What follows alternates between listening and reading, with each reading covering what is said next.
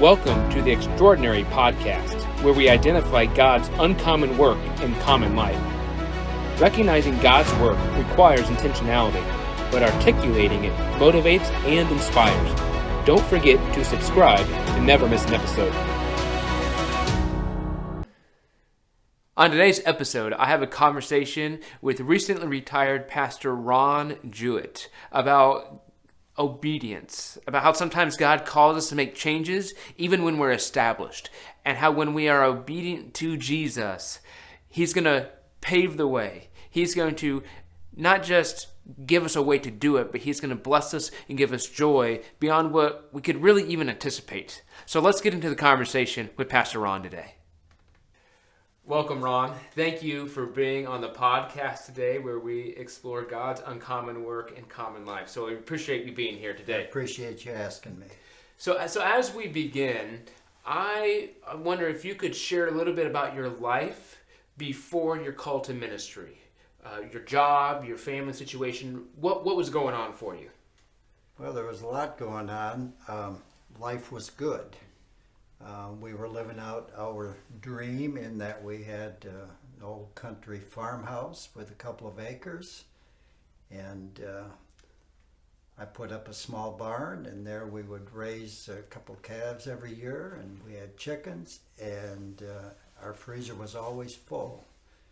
And we had a humongous garden, and Linda would can over 1,000 quarts of food items each summer, and you know what? We didn't starve during the winter. We had 2 kids at the time, but somewhere along the line, Linda got the idea that we needed to do foster care. And so probably for the next several years, we had 33 kids in our home at one time or another. It used to be that when I would stop by for lunch in the afternoon, if I was working near home, that I would stop and have lunch with Linda and the kids, but there got to be too many. So I learned to have lunch at my mom's in town rather than deal with all the kids. But anyway, out of all of that, we adopted 3 kids, and so we tell people we have 2 homegrown and 3 handpicked kids. I was employed by a pest control company by the name of Ecolab, and I'm sure you've seen some of their trucks around here. Did that for 13 years. It was good to me. I enjoyed it. It was after we moved to Burlington, I spoke with someone that asked what I did before pastoring. And I told them I was in the pest control business. And their response was, "Isn't pastoring kind of like that?" And I didn't answer. So that's just some of our background. We were highly involved in our church, lived 3 miles from the church. I can tell you that we probably did just about everything in the church. We were Sunday school teachers. I was teen director for 10 years. We worked with the children's ministry, involved in choir, missions. In fact, Linda and I were some of the first to go on a mission trip through our home church. Where'd you go? Went to Guatemala. In fact, I'll share momentarily that was a change in our life. I was also involved in softball. And my wife would get highly upset when I would take off work to play softball. So that's just some of our history, you know. Now, as you said, you were employed with the pest control company for 13 years, right. And then you received a call to ministry. Can you share about your call and then what your family did and how that changed your family situation? Well, that dramatically changed our family situation. Let me backtrack. Linda, at one point, I think it was in 1986, strongly urged me to sign up for a work and witness trip that our district was sponsoring. And I said, no way, I'm not interested. But she was insistent on that, and so I signed up, and they accepted me. And then Linda said, well, I'm going too. And I said, no, you're not. And she says, yes, I am. And I said, no, you're not. So together, we went to Guatemala. And in the course of all of that, again, I don't recall how I got 3 weeks off of work, but I had to take time off work, that much time. And then we had 4 kids at the time, so we had to farm out our kids. But it was a life-changing experience for us. We were building housing for orphan refugees, and it changed our lives. You know, we think we have it so bad here. Wait till you work in another country. Mm-hmm. Wow.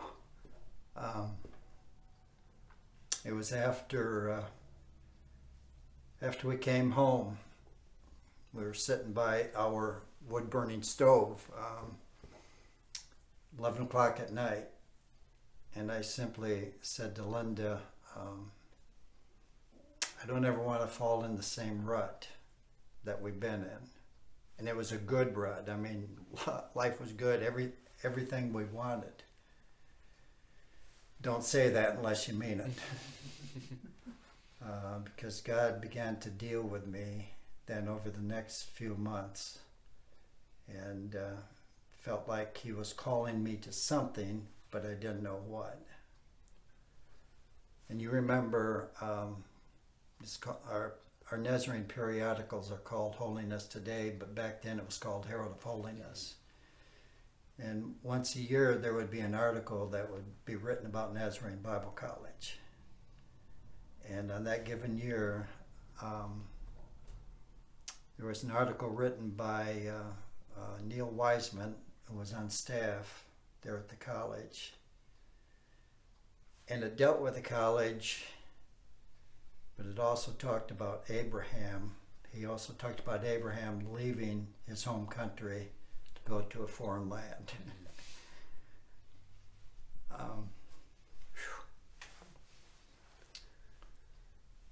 And what I can tell you, after reading that article, I was like a fish caught on a hook, being reeled in. Mm-hmm.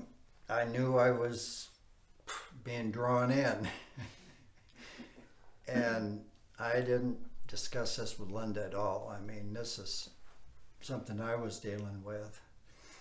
And finally, one night, lying in bed, I simply said to Linda, I've got to write a letter to Nazarene Bible College.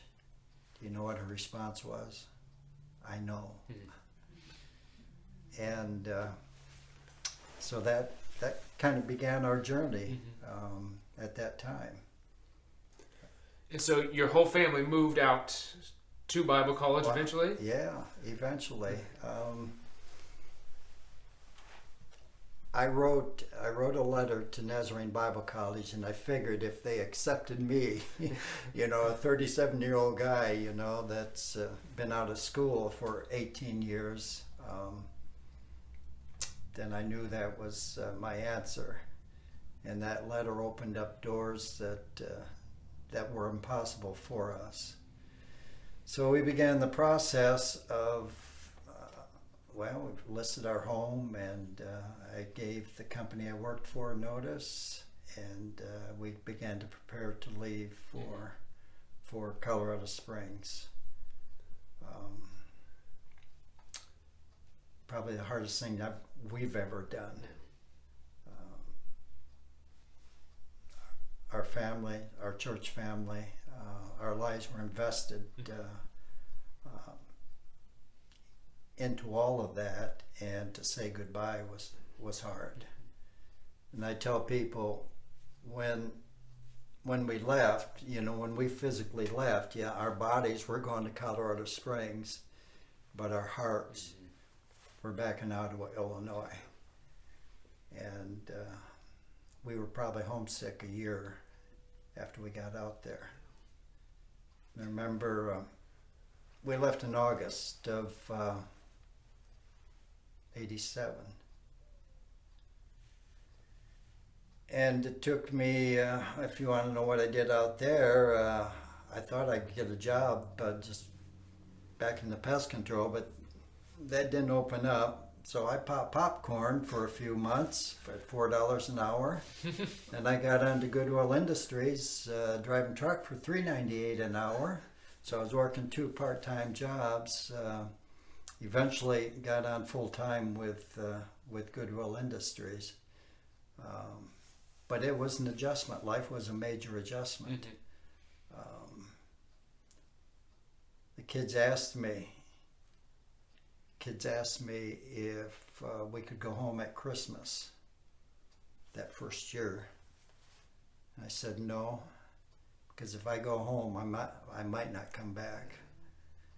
And so that winter quarter, I began my journey with Nazarene Bible College, and 5.5 years later, I got that piece of paper. And after that, after you graduated, did you move to Burlington shortly after that, or how long between Bible college and Burlington? Actually, 6 months.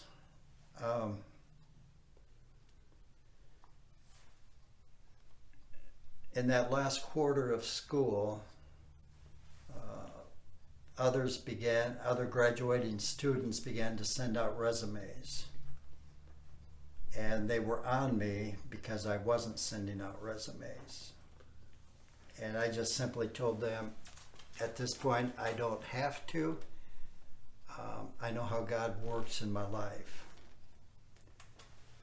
In December is when we send out our Christmas letters. And Reverend Tom Lorimer, who was pastor at Fort Madison Church, we were good friends with them, received one of those. And in the letter we indicated I was graduating in June. Well, he passed that information on to the district superintendent, who at that time was Gene Phillips.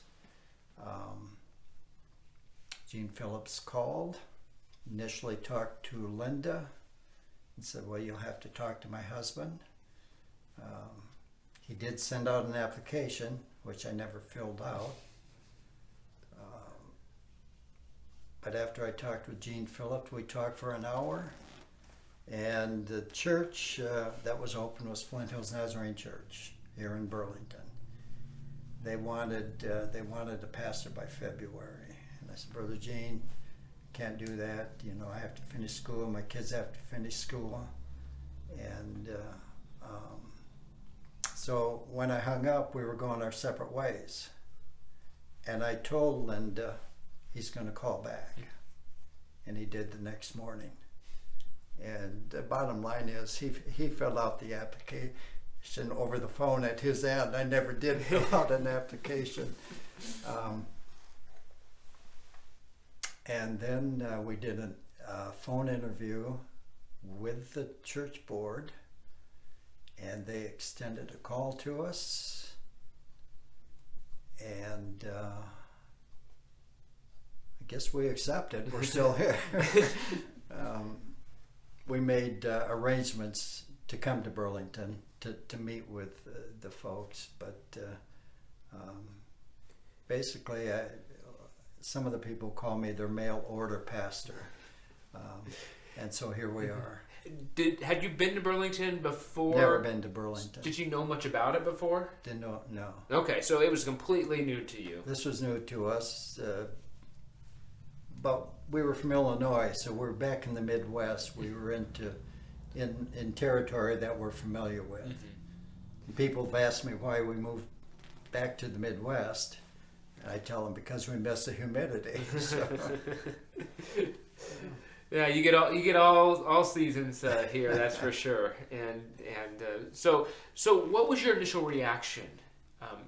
I mean, you talked about the process to get here. How did you and Linda feel about Burlington initially? We were okay. You know what? It put us 170 miles from home, from my family, so that was good. And this is my first pastorate, except in the church in Burlington. I didn't know what I was getting into, but it's been good. Now here's what Linda told me after a few months. She said, "Don't you dare bury me in Iowa." That was because we always expected to get back to the Northwest Illinois district. But once you know, we have cemetery lots out by Danville, so we're good. Now, your life, the choices that you made, and you is an act of obedience to God. Yes. It's not, you were in a rut, as you said, but it was a good rut. Oh, it was good. Life was good. Yeah. Everything we wanted, and more than that. And as you look back over the years, you guys took a lot of risks. Moving out to Colorado Springs, there was a lot of unknowns there. Yeah. Moving to Burlington, there were a lot of unknowns. Can you speak to how God provided for you? You talked about the jobs at $4 and $3.95 an hour. Are there other ways that you can say, hey, God provided for us every step of the way? Sure. By the way, I eventually did get on with Goodwill full time, and this will amaze people. I was making over $8 an hour by the time we left Colorado Springs. So big money, right?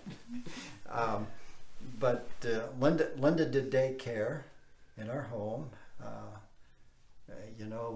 We worked together. That first year we were there. My mom sent a letter with a check.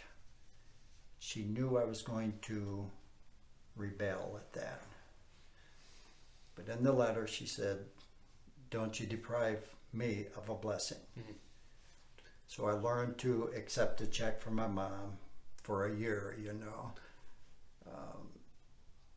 that was a means of provision. We had what was called the Mutual's Midnight Run. And we had one of our friends that worked at King Super grocery store. And he would gather the outdated food products, and we'd make a midnight run. And we'd have all sorts of food. Might have to sort out things. But one time when my brother came out, and my brother makes quite a bit of money, and I told him this is how God's providing, and he looked in our refrigerator, he looked in our freezer, and he said, "You guys are eating better than we are." So God's provision all the way along through job, through groceries like that, through friends, through friends that supported us and the prayers. Thinking about the midnight run, as it made me think of, God provides in creative ways, but I think that sometimes we also need to have the humility to accept God's provisions. That was the hardest thing for me to do from my mom. I'm a pretty independent guy, but it was humbling. Mm-hmm. And you may not have. You said your brother made quite a bit of money. You guys weren't getting wealthy, but you had what you needed. We had what we needed, and I assume that you at least had some health level of you guys were healthy. Your kids were hopefully happy. Yes, we were a healthy bunch. Didn't go to the doctor too often, so God bless us with our health. Sometimes that's a miracle in and of itself when you've got 5 kids running around. We were to the doctor a few times, but we survived. So you came to Burlington, and you ministered here for almost 30 years. Yes. And you mentioned that you and Linda thought that you'd eventually get back into Illinois, but this became home. Yes. And it is home. Yes. Can you speak to some of the blessings that you have experienced through your time in Burlington. So maybe whether we call them highlights or things that are just, this is something that I'm so happy God put in my life. The church, Flint Hills Church, has been a blessing to us.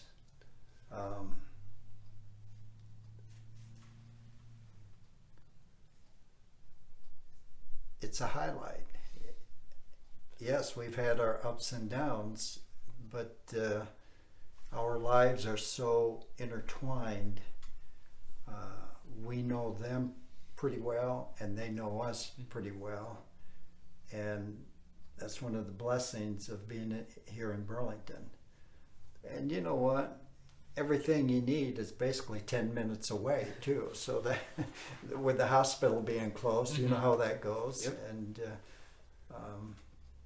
we've developed good friendships, good relationships, even with First Church, So even with Pastor Jeff, So I don't know if this is the place or not, but the first time we met, so I move into town on a Monday, and this vagabond shows up at my house with jeans and a stained T-shirt on, saying he needs a place to stay. Right. So I'll remember that forever. Just you stopping by and my truck was broke down. Yeah. I think you had the hood popped just so you could prove parked that out in the middle of your parking lot. But one of the things that you've told me many times is you recently retired, and you could have retired earlier if you wanted to, but you love it. You love the people, you love the work that God had called you, and even though your life was good for those 13 years, you and Linda had a plan. Probably you guys were moving in a positive direction. But God had something different for you. And it's been encouraging as, I'm not sure if I can say I'm a young pastor anymore, but as a younger. But to hear stories like yours of how the work that God calls us to do isn't work in the same sense as working for the exterminator company. Yeah. It's about your life being intertwined with your people and living life together, and so that's just been encouragement for me to hear that. But one of the things that your life shows is that no matter how old you are, no matter how established you become, and whatever it is, God has a purpose for us, and that purpose can change. So I don't know, maybe you have a different perspective on this, but it's not like you were being disobedient by working at that exterminator company. No, not at all. But God had to change. And I'll backtrack some. I was 22 when I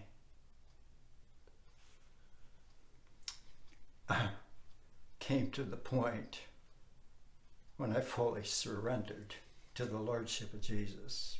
I call it my sanctification. And I also said something at the altar that I had never said out loud to anyone. Lord, if you want me to be a preacher, I'll be a preacher. But he released me at that time. And I thought, wow, if that's all I had to do, we've got it made. But God gave us the opportunity over the next 16 years to work within the church and prepare us for where we're at today. And it's, you mentioned the blessings. If I never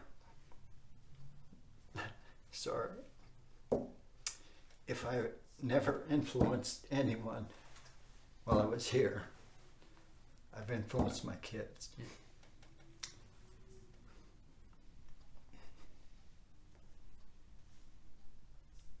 And they've seen our steps of faith. They've seen that we've walked in obedience. And I believe my kids are where they're at today because of that. 4 out of the 5 are serving the Lord. And that's a blessing. And what more can you ask for? Well, I ask for more all the time. Yeah, that's great, and that's so encouraging to hear how, when we step out in obedience, that God doesn't. I mean, we can talk about how God provides, but God gives us more in blessings and joy than what we even thought possible, maybe. Right. So there may be some listening today that have a similar story to yours before the call. They may be living life, and maybe they have a great direction, maybe they feel lost. But what would you say?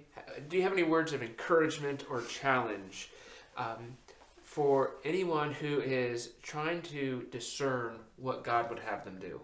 Whether we're talking about a call to vocational ministry or how they can serve God within their local church. I guess bottom line is simply walk in obedience.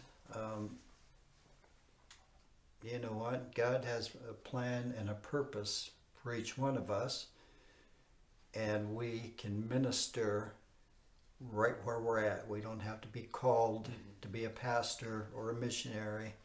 I believe we're missionaries right within our own setting. And if God's given you a great vocational job and you know He's placed you there, stay there. If He wants you to leave, He'll let you know. He'll open doors and close doors. But I just simply say walk in obedience to God. I think that's a great word, a lot of wisdom there. I know someone who they prayed and prayed and prayed for God to call them into ministry, and God never did. The goal is not just to get what we want, but to be obedient. Right. And as you mentioned, when you were 22, God released you. Yes. And so things change, and I think that's important for us to recognize. We can get very comfortable. Sure, absolutely. And there's nothing wrong with comfort. Right. But comfort's not the goal. And I think that can be a real temptation in our culture. That our culture seems to stress that if it's uncomfortable, it's wrong. Yeah. And God didn't call us to be uncomfortable just for the sake of being uncomfortable. But He calls us to be obedient. Right. And so thank you for sharing. Yes. And I just say, we walk in obedience. Doesn't mean it'll always be easy, but we walk in obedience, and we have the peace of God and the joy that comes with that. And you coming back to Abraham a little bit, as I think about Abraham's story, his story wasn't easy. No. And he had temptations along the way. Yeah. He made some good choices. He made some bad choices. And but when he made choices that honored God, we see how God prepared the way for him. And that I'm thinking of when him and Lot separated. Yes. That Lot chose the area that looked better. Right. Abraham said, "I'm just going to trust God." And so that's where we need to fall. That's where we need to reside. And I'm grateful for your influence on me. I'm thankful for your heart and just the stories that you have shared today, as well as through our time of knowing each outside of that first time we gathered. But it's good to hear stories of obedience. Yes. Because that's hard for us to realize in the moment when all we can see is the problems or the questions.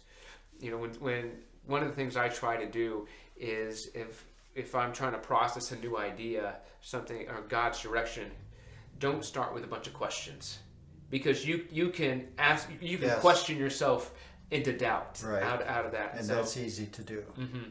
So just trusting God and there were logistics to move to Colorado Springs. There were logistics to major logistics. And for someone who I went to college to study ministry, that's a much different transition for when I was 18 going to college as opposed to being in your 30s with kids. I know you went to Olivet, and people would ask me, why didn't you go to Olivet? It was only 80 miles from us. And I said, because God called me to Colorado Springs to the Bible college. Mm-hmm. Yeah, and sometimes changing scenery that much makes you fully commit. Being 80 miles from Olivet, you may going home, Yeah. you would have no excuse to go home for Christmas. I could drive it if I need, Yeah. So.